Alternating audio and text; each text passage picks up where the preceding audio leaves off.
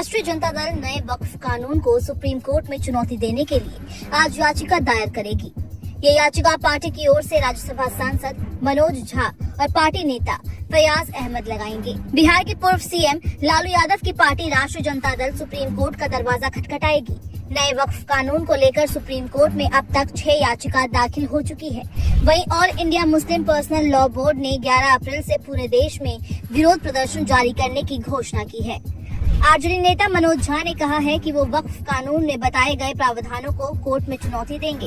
उन्होंने कहा ये कानून संविधान का हनन करने वाला है और ये देश के सौहार्द को पूरी तरह से खत्म कर देगा। इसके बाद अलग अलग संगठनों की ओर से भी अर्जियां लगाई जाएंगी। उन्होंने संसद से पारित वक्फ संशोधन बिल को असंवैधानिक और सौहार्द के खिलाफ करार दिया। नहीं, अब तो प्रक्रिया में है। हमारे राष्ट्रीय जनता दल की ओर से पहले बैच का पिटीशन कल अपलोड होगा।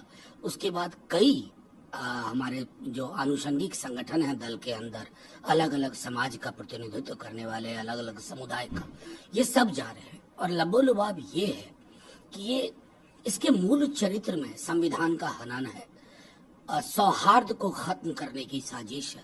तो संविधान खत्म, सौहार्द खत्म, तो बचा क्या? शून्य ना।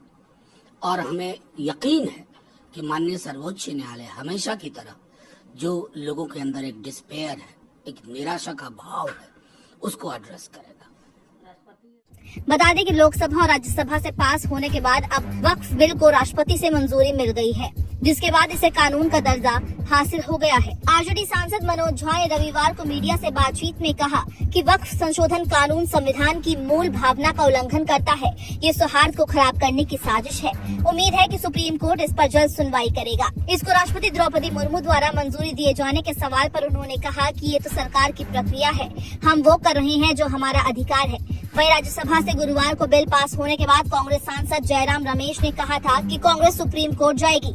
एक्स पर पोस्ट करते हुए एआईसीसी महासचिव जयराम रमेश ने कहा था, कांग्रेस बहुत जल्द ही वक्फ संशोधन विधेयक की संवैधानिकता को सुप्रीम कोर्ट में चुनौती देगी। उन्होंने कहा, हमें पूरा भरोसा है कि हम भारत के संविधान में निहित सिद्धांतों, प्रावधानों और प्रथाओं पर मोदी सरकार के सभी हमलों का विरोध करना जारी रखेंगे। राज्यसभा में वक्फ विधेयक पर चर्चा के दौरान विपक्षी दलों की ओर से कड़ी आपत्तियां देखी गई थी, जिन्होंने इसे मुस्लिम विरोधी करार दिया था। वहीं तमिलनाडु के डीएमके ने भी याचिका लगाने की बात कही है।